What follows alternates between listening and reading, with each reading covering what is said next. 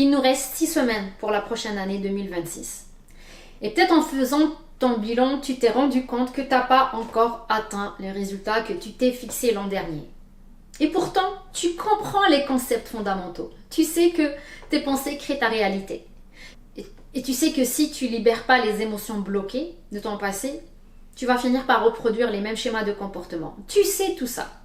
Tu as travaillé fort, tu as fait preuve d'abnégation. Et pourtant, tu as l'impression de tourner en rond. Tu te retrouves coincé au même niveau. Tu as l'impression de revivre la même année chaque année. Et je te comprends, c'est frustrant. Ça peut être même culpabilisant. Tu peux être même envahi de honte. Parce que tu sais tout ça. Le vrai problème n'est même pas le manque de résultats, mais la façon dont tu réagis à ta réalité. Lorsque tu te plains de ne pas avoir atteint tes résultats, tu restes coincé dans une conscience réactive et tu te coupes de ton pouvoir créateur. Et on passe toutes par là. On est toutes passées par là. Surtout lorsqu'on commence à s'éveiller, à sortir du mode pilote automatique, lorsqu'on devient conscient de nos mécanismes inconscients, mais qu'on n'a pas encore intégré ça dans notre inconscient.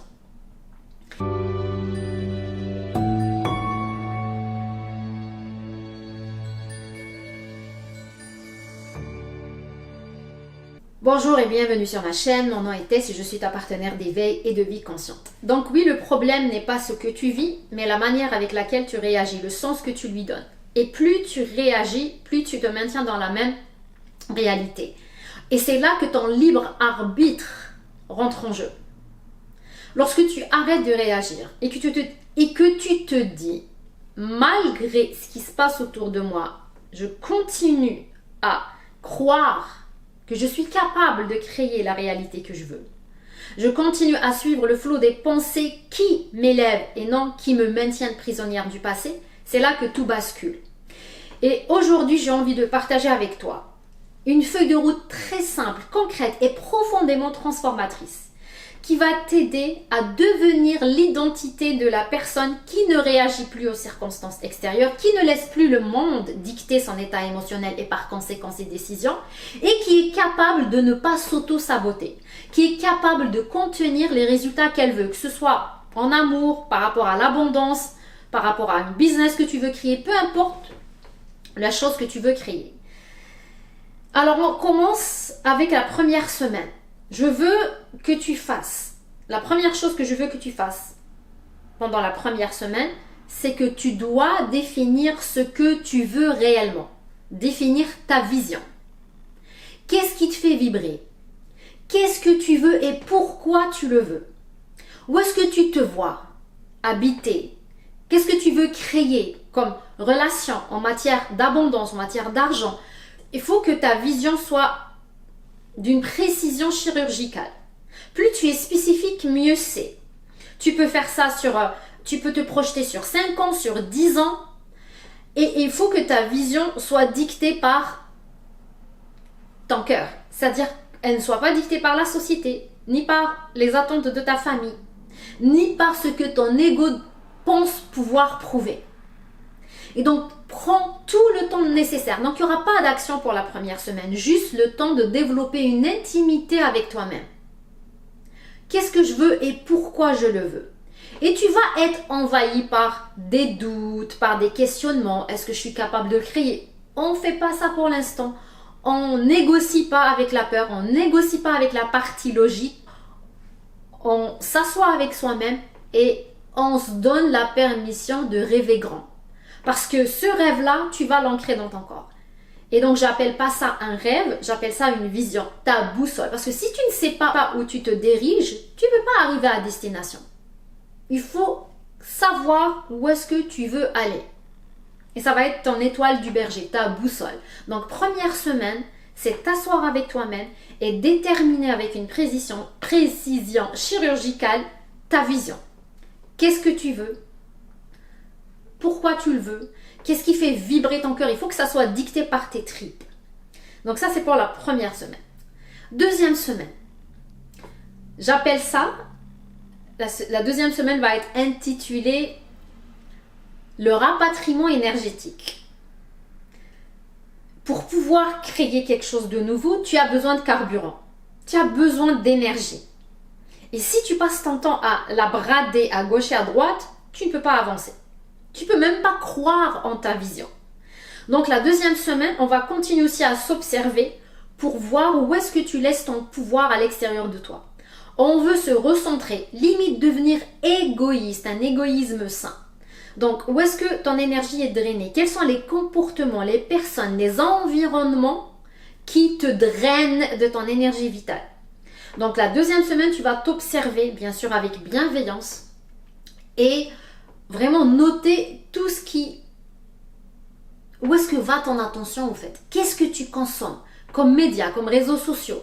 Parce que là où va ton attention, ton énergie suit. Quelles sont les pensées répétitives qui viennent te pomper de ton énergie? Donc, deuxième semaine, on continue avec self-awareness, avec la pleine conscience et on s'observe. Et tu verras, en faisant ça, tu vas commencer à avoir de l'espace pour toi-même. Ok? Continue avec la troisième semaine. Une fois que tu as décidé ce que tu veux et que tu as rapatrié toute ton énergie, tu t'es recentré, tu as ramené cette énergie en toi. Parce que lorsque tu penses à certaines personnes, tu leur envoies ton énergie vitale, surtout si c'est obsessionnel.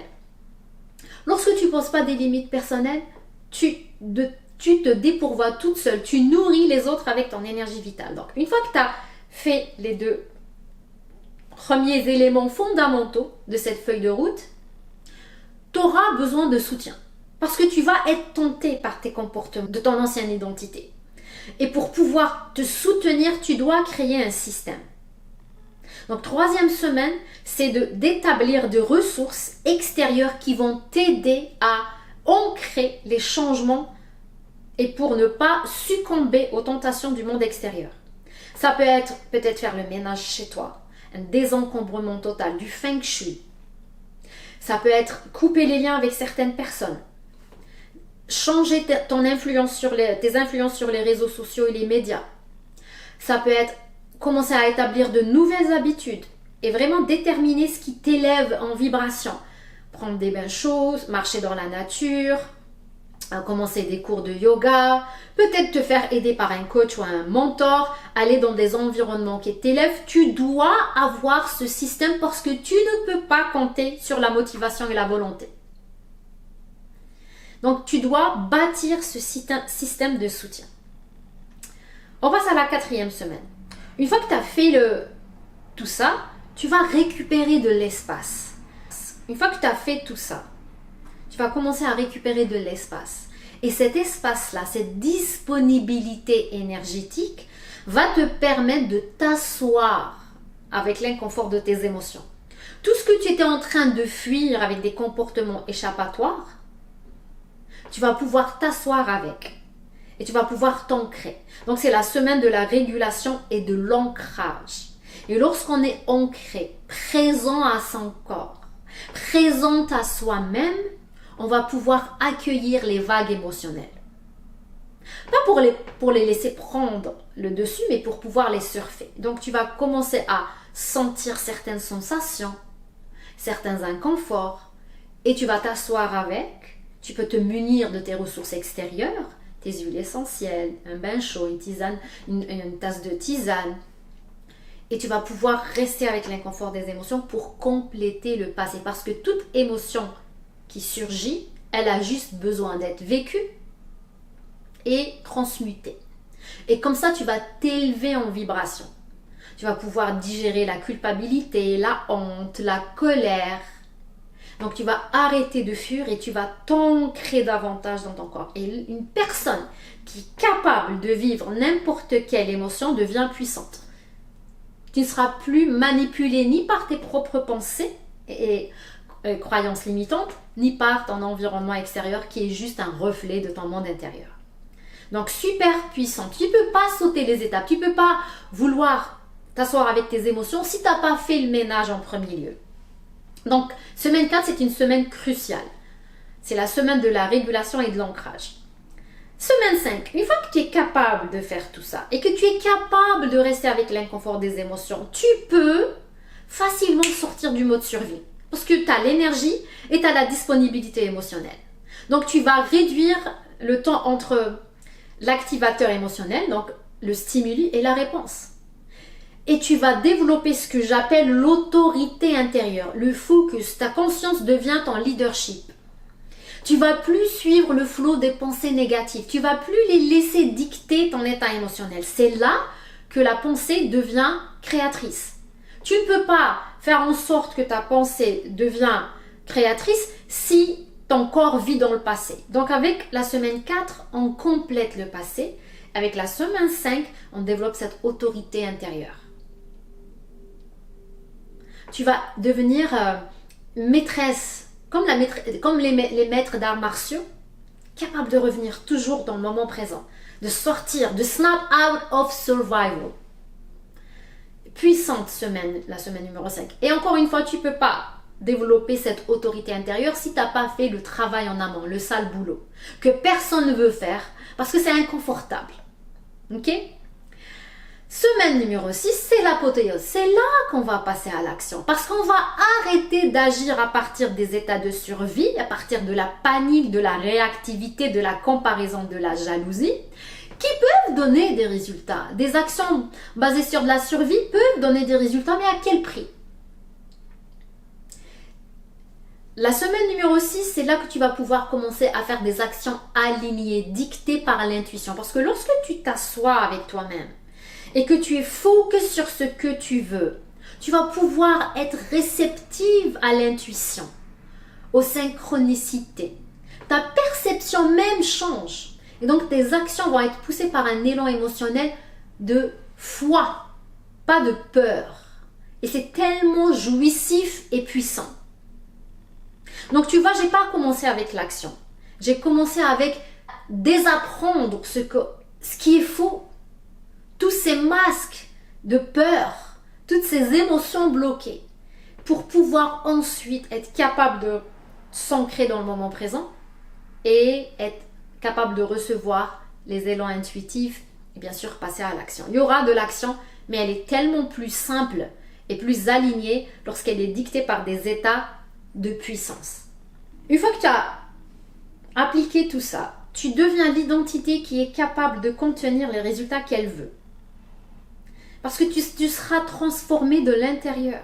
Tu ne compteras pas sur des choses à l'extérieur de toi pour pouvoir manifester. Parce que ce n'est pas ton vision board, ni ton journal, ni même ta discipline qui crée les résultats que tu veux, mais ton état intérieur.